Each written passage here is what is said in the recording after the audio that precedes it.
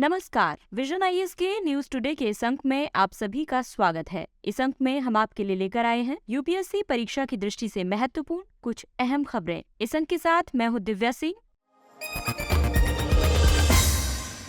आइए सबसे पहले बात करते हैं इस अंक की हेडलाइंस के बारे में। भारत के प्रधानमंत्री ने मिस्र की राजकीय यात्रा संपन्न की। संयुक्त राज्य अमेरिका भारत के 100 से ज्यादा पुरावशेषों को वापस करेगा। पेरिस वित्त सम्मेलन न्यू ग्लोबल फाइनेंशियल पैक्ट पर शिखर सम्मेलन संपन्न हुआ। संयुक्त राज्य अमेरिका ने कोशिका संवर्धित चिकन के निर्माण और विक्रय को मंजूरी दी। इसरो अध्यक्ष के मुताबिक गगनयान का पहला अबॉर्ट मिशन अगस्त के अंत में आयोजित किया जाएगा और स्टार्टअप्स में कॉर्पोरेट गवर्नेंस को बढ़ावा दिया जाएगा। और आइए अब खबरों पर विस्तार से चर्चा करते हैं।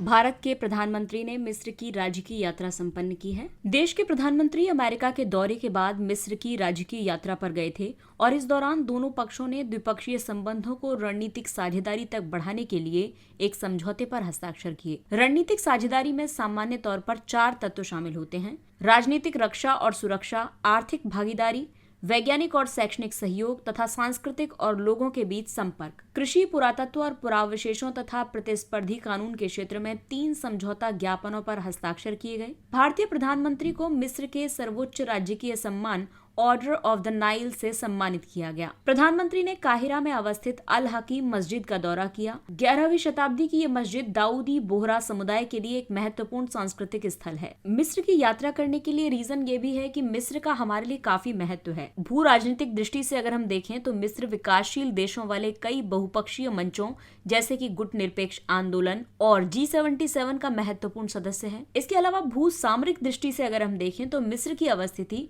सामरिक रूप से महत्वपूर्ण है, जो इसे यूरोप, अफ्रीका और एशिया के बीच व्यापारिक मार्गों का केंद्र बनाती है। आपको बता दें कि वैश्विक व्यापार का 12% हिस्सा स्वेज नहर से होकर गुजरता है। इसके अलावा रक्षा उद्योगों को बढ़ावा देने के लिए भी मिस्र की इम्पोर्टेंस है। मिस्र भारत से रक्षा उपकरण खरीदने में रुचि रखता है। इनमें हल्के लड़ाकू विमान तेजस और आकाश मिसाइल आदि शामिल हैं। वहीं द्विपक्षीय व्यापार की अगर हम बात करें तो वर्ष 2021-22 में दोनों देशों के बीच द्विपक्षीय व्यापार तेजी से बढ़कर $7.26 बिलियन हो गया था। हालांकि व्यापार संतुलन भारत के पक्ष में था और ऊर्जा सुरक्षा की दृष्टि से देखें तो मिस्र कच्चे तेल और गैस का निर्यातक देश भी है। संयुक्त राज्य अमेरिका भारत के 100 से ज्यादा पुरावशेषों को वापस करेगा। अमेरिकी सरकार ने भारत से चुराए गए 100 से अधिक भारतीय पुरावशेषों को वापस लौटाने का फैसला किया है। भारत और अमेरिका ने आपराधिक मामलों पर पारस्परिक कानूनी सहायता संधि MLET पर हस्ताक्षर किए हैं, म्यूचुअल लीगल असिस्टेंस ट्रीटी। इस संधि में पुरावशेषों को मूल देशों को वापस करने पर एक दूसरे को सहायता करने का प्रावधान भी शामिल है। MLETs एक ऐसा तंत्र है जिसके तहत देश आपराधिक मामलों से निपटने के लिए औपचारिक सहायता प्रदान करने और प्राप्त करने के लिए एक दूसरे के साथ सहयोग करते हैं। इससे यह सुनिश्चित किया जाता है कि अपराधी कानून की उचित प्रक्रिया से बच न पाए। केंद्रीय गृह मंत्रालय MLET के तहत न्यायालय के आदेशों को निष्पादित करने के लिए नोडल मंत्रालय है। अमेरिका से लाए जाने वाले कुछ पुरावशेष जैसे कि शिव, पार्वती, नटराज आदि की प्रतिमाएं तमिलनाडु के चोल युगीन मंदिरों से संबंधित हैं। पुरावशेष और बहुमूल्य कलाकृति अधिनियम 1972 भारतीय पुरातत्व सर्वेक्षण से बिना लाइसेंस के पुरावशेष वस्तुओं के निर्यात को एक दंडनीय अपराध बनाता है। इसके अलावा सीमा शुल्क अधिनियम 1962 भी पुरावशेषों के निर्यात पर प्रतिबंध लगाता है। नृत्य मुद्रा में शिव की कांस्य निर्मित नटराज मूर्ति चोल युगीन कला का उत्कृष्ट उदाहरण है। शिव चोल राजवंश के इष्ट देव थे। इसमें शिव अपने दाहिने हाथ में डमरू धारण किए हुए हैं। डमरू की ध्वनि सृष्टि के सृजन का प्रतीक है। उनके ऊपरी बाएं हाथ में शाश्वत अग्नि है। ये अग्नि ब्रह्मांड के विनाश का प्रतीक है। उनका निचला दाहिना हाथ अभय हस्त मुद्रा में है। ये भय को दूर करने का प्रतीक है। इस प्रतिमा में एक बोने जैसी आकृति को शिव के दाहिने पैर के नीचे दबा हुआ दिखाया गया है। ये बोने जैसी आकृति अज्ञानता और भ्रम का प्रतीक दैत्य अपस्मार है। ये दैत्य मानव के पथभ्रष्ट होने का कारण है। शिव का आगे बायां हाथ उनके उठे हुए बाएं पैर को इंगित करता है। ये मोक्ष मार्ग का प्रतीक है। और आइए बात करते हैं पेरिस वित्त सम्मेलन की। पेरिस वित्त सम्मेलन न्यू ग्लोबल फाइनेंशियल पैक्ट पर शिखर सम्मेलन संपन्न हुआ। इस शिखर सम्मेलन के उद्देश्य थे कम आय वाले देशों को संकट के समय वित्त उपलब्ध कराने की व्यवस्था को मजबूत करना और उनके ऋण बोझ को कम करना। इसके अलावा द्वितीय विश्व युद्ध के बाद स्थापित वित्तीय संस्थाओं में सुधार करना और जलवायु परिवर्तन से निपटने के लिए धन उपलब्ध कराना। इस शिखर सम्मेलन में कई घोषणाएं की गयी, जैसे कि उभरती अर्थव्यवस्थाओं के लिए बहु विकास बैंकों से $200 बिलियन अतिरिक्त ऋण उपलब्ध कराने की व्यवस्था की जाएगी। विश्व बैंक ने ऋण समझौतों से संबंधित आपदा खंडों की घोषणा की है। इनके तहत चरम मौसमी घटनाओं की स्थिति में ऋण के पुनर्भुगतान को निलंबित कर दिया जाएगा। SDR के माध्यम से निर्धन देशों को $100 बिलियन का वित्त पोषण प्रदान किया जाएगा। SDR अंतर्राष्ट्रीय मुद्रा की अंतर्राष्ट्रीय आरक्षित परिसंपत्ति है। धनी देशों से निर्धन देशों में SDR के पुनर्निवेश का प्रस्ताव किया गया है। इससे विकासशील देशों को रियायती वित्त उपलब्ध कराया जाएगा। सेनेगल के लिए 2.5 billion euro just energy transition partnership समझौते की घोषणा की गई। इसका उद्देश्य एनर्जी मिक्स में नवीकरणीय ऊर्जा की हिस्सेदारी को बढ़ाना है। इसके अलावा इस शिखर सम्मेलन में प्रदूषणकर्ताओं को कर के दायरे में लाने में तेजी आई है। प्रदूषण कर उन व्यक्तियों पर लगाए जाने वाला कर है जो पर्यावरण को प्रदूषित करते हैं। ऋण, प्रकृति और जलवायु पर एक वैश्विक विशेषज्ञ समीक्षा का प्रस्ताव प्रस्तुत किया गया है। इसे निम्न और मध्यम आय वाले देशों की क्षमता पर ऋण के प्रभाव का आकलन करने के लिए प्रस्तावित किया गया है। यूरोपीय संघ ने पेरिस अलाइंड कार्बन मार्केट्स पर कॉल टू एक्शन जारी किया है। इसका उद्देश्य कम से कम 60% वैश्विक उत्सर्जन को कार्बन मूल्य निर्धारण के दायरे में लाना है। लंबे समय से प्रतीक्षित $100 बिलियन के जलवायु वित्त के लक्ष्य को 2023 में पूरा करने का निर्णय लिया गया।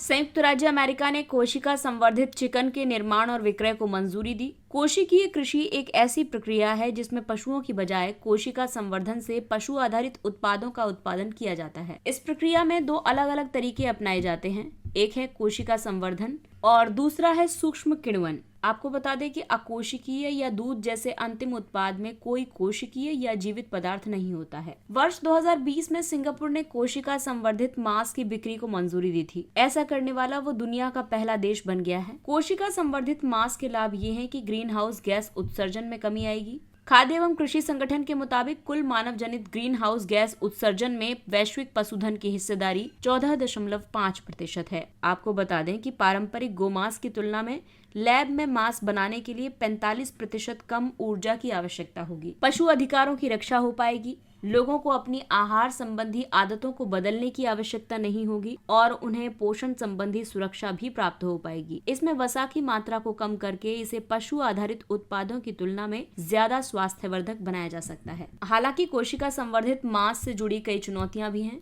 कोशिका संवर्धित मांस की कीमत निकट भविष्य में ऊंची रहने की उम्मीद है। उच्च गुणवत्ता वाली कोशिकाओं की सीमित उपलब्धता और उपयुक्त विकास परिवेश संबंधी बाधाएं मौजूद हैं। इसके अलावा गोजातीय मांस के समान स्वाद, बनावट, वसा सामग्री आदि तैयार करने में कठिनाई हो सकती है। जागरूकता की कमी के कारण उपभोक्ताओं में इसकी स्वीकृति को लेकर अनिश्चितता बनी हुई है। इसके अलावा जीवित जानवर या मांस के ताजे टुकड़े से बायोप्सी के माध्यम से कोशिकाओं का संग्रह करना एक चुनौती बनी हुई है। स्टेम सेल प्राप्त करना, ग्रोथ सीरम से युक्त सिंथेटिक पशु या पादप आधारित पोषक माध्यम बनाना, इसके अलावा पोषक माध्यम के आधार पर कोशिका की वृद्धि करना, मांस के फाइबर का प्रसंस्करण करना और अंतिम उत्पाद के रूप में संवर्धित मांस का उत्पादन करना। अगली खबर पेपर 3 के टॉपिक अंतरिक्ष से संबंधित है। इसरो अध्यक्ष के मुताबिक गगनयान का पहला अबॉर्ट मिशन अगस्त के अंत में आयोजित किया जाएगा। अबॉर्ट मिशन के तहत उन प्रणालियों का परीक्षण किया जाता है जिनकी मदद से मिशन की विफलता की स्थिति में चालक दल को उड़ान के बीच में ही अंतरिक्ष यान से सुरक्षित निकाला जा सके। वर्ष 2018 में इसरो ने पहले ही एक पैड अबॉर्ट परीक्षण किया था। ये परीक्षण लॉन्च पैड पर आपात स्थिति के मामले में चालक दल को अंतरिक्ष यान से सुरक्षित बचाने के लिए किया गया था। अबॉर्ट मिशनों के लिए इसरो ने समर्पित परीक्षण यान विकसित किए हैं। ये यान प्रणालियों को एक निश्चित ऊंचाई तक भेजते हैं। इसके तहत विफलता की स्थितियां सृजित करके अंतरिक्ष यात्रियों को सुरक्षित बाहर निकालने की प्रक्रिया यानी एस्केप प्रणाली की जांच की जाती है। गगनयान की एस्केप प्रणाली को 5 अति सक्रिय solid fuel Motors, high burn rate propulsion system और स्थिरता सुनिश्चित करने के लिए फिन्स के साथ डिजाइन किया गया है। ये प्रणाली क्रू मॉडल से अलग हो जाती है। गगन मिशन का लक्ष्य 400 किलोमीटर की ऊंचाई पर निम्न भू कक्षा में मानव युक्त अंतरिक्ष उड़ान मिशन के लिए स्वदेशी क्षमता का प्रदर्शन करना है। इसके तहत 2 मानव रहित मिशनों और 1 मानव युक्त मिशन को सरकार ने मंजूरी प्रदान की है। LVM-3 भूतुल्यकालिक उपग्रह प्रक्षेपण यान MK3 को गगनयान मिशन के लिए प्रक्षेपण यान के रूप में विकसित किया गया है। इसमें ठोस चरण, तरल चरण और क्रायोजेनिक चरण शामिल है। अभी तक केवल अमेरिका, रूस और चीन ही बाह्य अंतरिक्ष में मानव मिशन भेजने में सफल रहे हैं।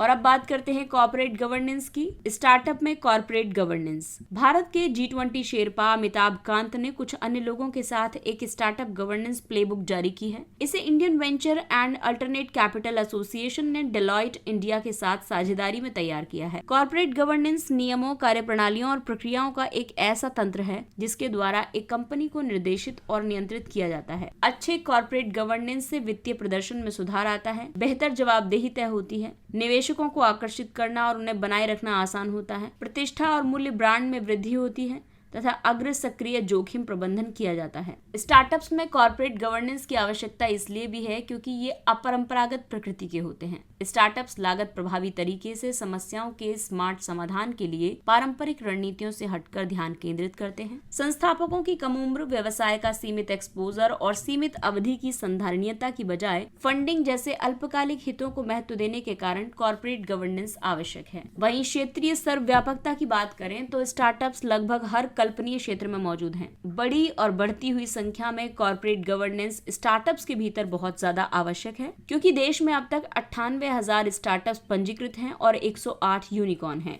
स्टार्टअप्स में बेहतर कॉर्पोरेट गवर्नेंस के लिए सिफारिशें की गई, जिसमें आरंभिक, विकसित होते, बढ़ते और परिपक्व चरण तक स्टार्टअप के स्व विनियमन के लिए स्पष्ट मानदंड निर्धारित करने की सिफारिश की गई है। कंपनियों में आचार नीति और आचार संहिता को अपनाया जाना चाहिए।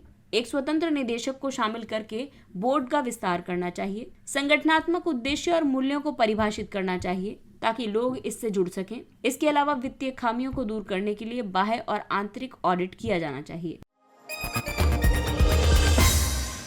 और आइए बात करते हैं कुछ अन्य महत्वपूर्ण सुर्खियों की। National centre for good governance. National centre for good governance का मुख्यालय दिल्ली में है। इसे कार्मिक, लोक शिकायत और पेंशन मंत्रालय के तहत 2014 में स्थापित किया गया था। इसकी अध्यक्षता कैबिनेट सचिव करता है। इसका कार्य गवर्नेंस, नीतिगत सुधारों, क्षमता निर्माण आदि क्षेत्रों में कार्य करना है। साथ ही भारत और अन्य विकासशील देशों के सिविल सेवकों और तकनीशियनों को प्रशिक्षण भी प्रदान करना है। गुड गवर्नेंस को बढ़ावा देने वाली सर्वोत्तम पद्धतियों, पहलों और कार्यप्रणाली पर जानकारी के राष्ट्रीय भंडार के रूप में कार्य करता है। गैस आधारित अर्थव्यवस्था। भारत ने प्रतिदिन 101 मिलियन मीट्रिक टन घन मीटर गैस उत्पादन का महत्वपूर्ण लक्ष्य प्राप्त कर लिया है। ये उपलब्धि गैस आधारित अर्थव्यवस्था बनने की दिशा में एक महत्वपूर्ण कदम है। गैस आधारित अर्थव्यवस्था की स्थिति की अगर हम बात करें तो भारत में प्राकृतिक गैस का उत्पादन हमारी आवश्यकता को पूरा करने के लिए पर्याप्त नहीं है। इसलिए हमारी मांग का लगभग 50% LNG के आयात के माध्यम से पूरा किया जाता है। भारत का लक्ष्य भारत की प्राथमिक ऊर्जा बास्केट में प्राकृतिक गैस की हिस्सेदारी को 15% तक बढ़ाना है। 2021 में ये हिस्सेदारी 6.3% थी। भारत में गैस की मांग का उर्वरक, विद्युत, शहरी गैस वितरण और इस्पात क्षेत्रकों द्वारा संचालित होने का अनुमान है।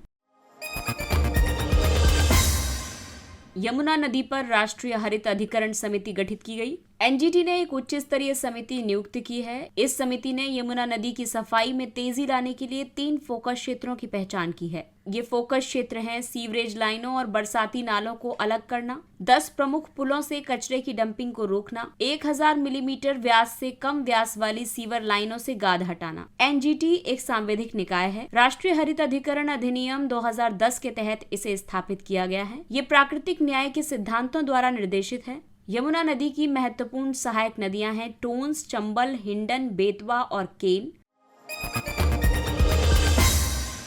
टुंड्रा। शोधकर्ताओं के मुताबिक तापमान में हो रही वृद्धि तथा इस कारण समुद्री बर्फ के पिघलने से पादप, लाइकेन और कवक सहित टुंड्रा क्षेत्र की समग्र विविधता में गिरावट आई है। हालांकि कैरिबू और मस्क बैल जैसे बड़े शाकाहारी जानवरों की उपस्थिति ने इस गिरावट को धीमा कर दिया है। टुंड्रा बायोम सभी बायोम में सबसे ठंडा है। Tundra biome Arctic ice caps के ठीक नीचे के क्षेत्र में पाया जाता है। ये उत्तरी अमेरिका से लेकर के यूरोप और एशिया में साइबेरिया तक फैला हुआ है। यहाँ मॉस, सेज और लाइकेन पाया जाता है। टुंड्रा बायोम में मस्क बैल, आर्कटिक खरगोश, ध्रुवीय भालू, आर्कटिक लोमड़ी और कैरिबू जैसे जीव जंतु पाए जाते हैं। डेब्रीगढ़ वन्यजीव अभयारण्य। ओडिशा के डेब्रीगढ़ वन्यजीव अभयारण्य में उच्च शिकार घनत्व दर्ज किया गया है। ये महानदी पर बने हीराकुंड बांध के जलाशय के पास स्थित है। यहाँ जो महत्वपूर्ण जीव पाए जाते हैं उनमें भारतीय बाइसन या फिर गौर, बाघ, तेंदुआ, जंगली सुअर, सांभर और चौसिंघा शामिल हैं। इसके अलावा डिब्रीगढ़ में पलाश, खैर, बेल आदि जैसे शुष्क पर्णपाती वन प्रजातियां हैं। अगला टॉपिक है गांठदार त्वचा रोग यानी लंपी स्किन डिजीज। मेघालय में LSD यानी लंपी स्किन डिजीज से 100 से ज्यादा गायों की मृत्यु हो चुकी है। LSD एक संक्रामक वायरल रोग है। ये मुख्य रूप से मवेशियों को प्रभावित करता है। इससे संक्रमित मवेशी में बुखार, त्वचा पर गांठें आदि जैसे लक्षण दिखाई देते हैं। इससे कभी कभी मवेशी की मृत्यु भी हो जाती है। इससे पशुओं के दुग्ध उत्पादन में भी गिरावट आती है। ये रोग मूल रूप से अफ्रीका में व्याप्त था। वर्तमान में ये मध्य पूर्व एशिया और पूर्वी यूरोप के देशों में भी फैल गया है। ये रोग रक्त चूसने वाले कीड़ों से फैलता है, जैसे कि मक्खियों और मच्छरों की कुछ प्रजातियां या फिर टीक्स। इसके प्रसार को क्षीणीकृत यानी एटेन्यूएटेड करने के लिए वायरस टीकों के माध्यम से नियंत्रित किया जा सकता है। ऑरोरा। हाल ही में शोधकर्ताओं ने उपग्रहों के जरिए कार्बन डाइऑक्साइड से जुड़े नए प्रकार के ऑरोरा यानी ध्रुवीय ज्योति के वैश्विक अवलोकनों का प्रकटीकरण किया है। ऑरोरा की परिघटना ऊपरी वायुमंडल के परमाणुओं के सौर पवन के आवेशित कणों, जिसमें इलेक्ट्रॉन और प्रोटॉन शामिल होते हैं, इनके संपर्क में आने के कारण घटित होता है। जब आवेशित कण पृथ्वी के वायुमंडल से टकराते हैं तो वे कार्बन डाइऑक्साइड सहित कई अलग अलग परमाणुओं और अणुओं के संपर्क में आते हैं। जब ऑरोरा की परिघटना के दौरान पृथ्वी से लगभग 90 किलोमीटर ऊपर CO2 अणु उत्तेजित हो जाते हैं तो वे अवरक्त विकिरण का उत्सर्जन करते हैं। ऑरोरा की परिघटना मुख्य रूप से दोनों गोलार्धों के उच्च अक्षांशों में घटित होती है। ध्रुवीय ज्योति यानी ऑरोरा पोलरिस दोनों गोलार्धों में घटित होने वाली प्राकृतिक परिघटनाएं हैं। ऑरोरा को उत्तरी गोलार्ध में ऑरोरा बोरियोलिस कहा जाता है या फिर इसे उत्तरी ध्रुवीय ज्योति कहा जाता है। वहीं दक्षिणी गोलार्ध में इसे ऑरोरा ऑस्ट्रेलिस या फिर दक्षिणी ध्रुवीय ज्योति के रूप में जाना जाता है। और आइए बात करते हैं सुर्खियों में रहे स्थल के बारे में। गिनी बिसाऊ। इसकी राजधानी है बिसाऊ। गिनी बिसाऊ अपनी काजू की लगभग पूरी फसल को प्रसंस्करण करने के लिए भारत को निर्यात कर रहा है। गिनी बिसाऊ उत्तर में सेनेगल, पूर्व और दक्षिण में गिनी और पश्चिम में अटलांटिक महासागर से घिरा हुआ है। इसमें बिजागो यानी बिसागोस द्वीप समूह और तट के नजदीक स्थित अन्य द्वीप शामिल हैं। गिनी बिसाऊ की प्रमुख नदी है गेबा और कोरूबल और उच्चतम बिंदु है डोंगोल रोंडे और दूसरा स्थल है माली। इसकी राजधानी है बमाको। संयुक्त राष्ट्र मिशन ने माली में संवैधानिक जनमत संग्रह का समर्थन किया है। ये पश्चिमी अफ्रीका का एक स्थल रुद्ध देश है। ये उत्तर में अल्जीरिया, पूर्व में नाइजर और बुर्किना फासो, दक्षिण में आइवरी कोस्ट और गिनी तथा पश्चिम में सेनेगल और मॉरिटोनिया से घिरा हुआ है। इसका भौगोलिक क्षेत्र काफी हद तक सपाट और विविधता रहित है। इसकी प्रमुख नदियां हैं नाइजर और सेनेगल और यहाँ का प्रमुख भूभाग है सवाना और मरुस्थलीय। इसके अलावा उच्चतम बिंदु है होम्बोरी टोंडो। इसके साथ ही ये अंक समाप्त होता है। अगले अंक में फिर मुलाकात होगी कुछ अन्य महत्वपूर्ण खबरों के साथ। तब तक अपने लक्ष्य के लिए तत्पर रहिए और अगर आपको हमारा कंटेंट अच्छा लगता है तो इसे लाइक, सब्सक्राइब और शेयर जरूर करें। और अब हमें यानी विजन IAS की पूरी टीम को दीजिए इजाजत। नमस्कार।